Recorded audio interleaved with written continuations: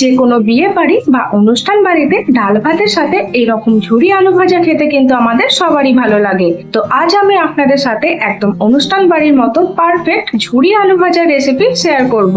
খুব সহজে কিন্তু আপনারা এই ঝুরি আলু ভাজাটা বাড়িতে বানিয়ে ফেলতে পারবেন।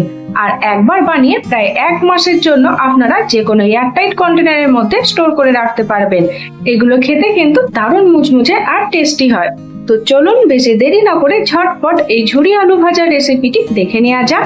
আর আমার ভিডিও যদি আপনাদের ভালো লেগে থাকে তাহলে অবশ্যই আমার চ্যানেলটি সাবস্ক্রাইব করে আমার পাশে থাকবেন। আমি দুদিন অন্তর নতুন নতুন রান্নার ভিডিও আমার চ্যানেলে পোস্ট করে থাকি। ঝুরি আলু ভাজা বানাবার জন্য আমি এখানে 5টা মতো মিডিয়াম সাইজের আলু নিয়েছি। আর আলুটা কিন্তু খুব ভালোভাবে ধুয়ে পরিষ্কার করে নিয়েছি। এবার এক একটা করে আলুর খুব ভালোভাবে ছালটা আমি ছাড়িয়ে নিচ্ছি। এইভাবে কিন্তু এক এক করে সব আলুর ছালটা আমি ছাড়িয়ে নেব।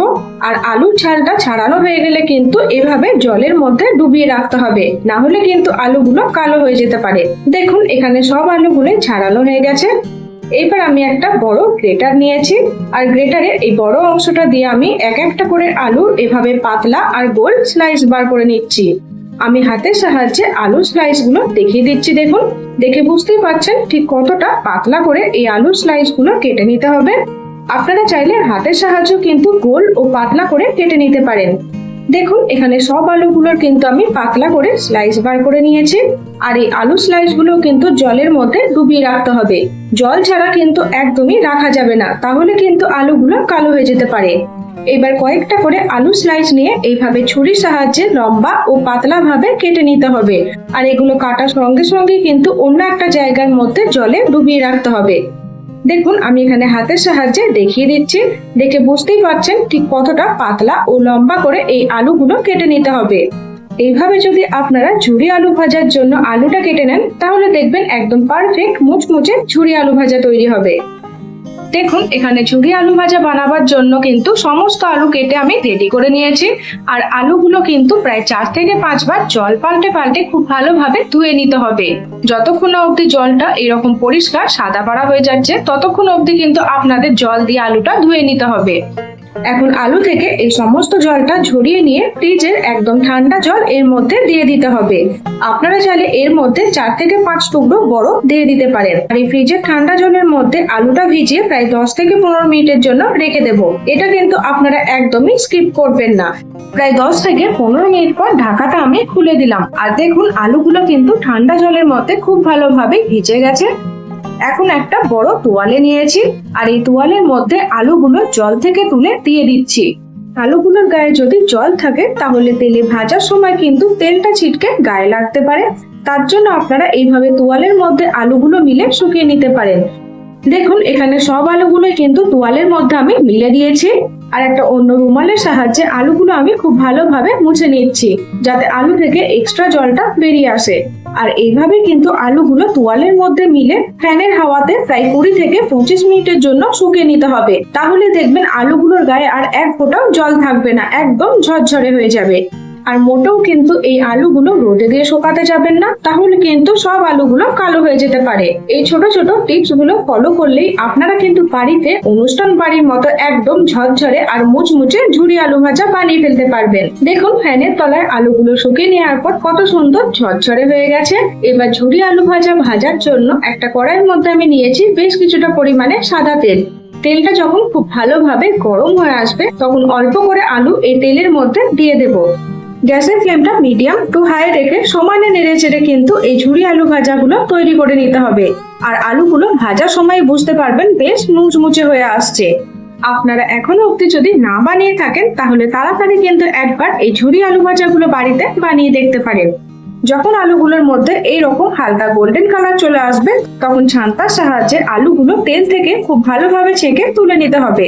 এখানে ঝুরি আলু ভাজাগুলো আমি তেল থেকে তুলে একটা বড় ছাঁকনির মধ্যে রেখে দিয়েছি, যাতে ঝুরি আলু ভাজার মধ্যে যদি কোনো এক্সট্রা তেল থাকে সেটা বেরিয়ে যাবে। দেখুন এখানে ঝুরি আলু ভাজাগুলো কত পারফেক্ট ভাবে ভাজা হয়ে গেছে। এইভাবেই আমি ব্যাচ অনুযায়ী একে একে সব ঝুরি আলু ভাজাগুলো ভেজে নেব। অনেকেই আছে যাদের ঝুরি আলু ভাজা বানালেও প্রায় 2 থেকে 3 দিনের মধ্যে নরম হয়ে যায়, কিন্তু এই ছোট ছোট টিপস গুলো ফলো করে আপনারা যদি বাড়িতে এই ঝুরি আলু ভাজাটা বানিয়ে নেন তাহলে 1 মাসের জন্য রাখলেও দেখবেন একদমই নরম হবে না, একই রকম মুচমুচে থাকবে। গরম গরম ডাল ভাতের সাথে এই ঝুরি আলু ভাজাটা খেতে যেমন ভালো লাগে, তেমনই কিন্তু মুড়ির সাথে বা চায়ের সাথে খেতেও দারুণ লাগে। আপনারা অবশ্যই কিন্তু একবার এইভাবে ঝুরি আলু ভাজাটা বাড়িতে বানিয়ে দেখতে পারেন। দেখুন এই আলুগুলো কিন্তু খুব ভালোভাবে ভাজা হয়ে গেল। এবার এক এক করে এই ঝুরি আলু ভাজাগুলো তুলে আমি রেখে দিচ্ছি। এইভাবে কিন্তু আমি বাকি সব আলুগুলো ভেজে নেব। আলুগুলোর মধ্যে যখনই এরকম হালকা গোল্ডেন কালার চলে আসবে তখনই কিন্তু তাড়াতাড়ি করে তুলে নিতে হবে, তার বেশিক্ষণ টাইম ধরে ভাজলে কিন্তু আলুগুলো পুড়ে গিয়ে তেতো হয়ে যেতে পারে। এবার ওই একই তেলের মধ্যে দিয়ে দেব কাঁচা বাদাম। বাদামগুলো কিন্তু তেলের মধ্যে নেড়ে চেড়ে বেশ ভালো করে ভেজে নিতে হবে।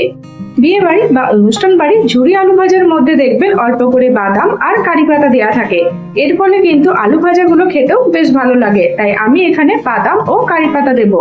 বাদামগুলো কিন্তু সব ভাজা হয়ে গেছে, এক এক করে আমি তুলে নিলাম।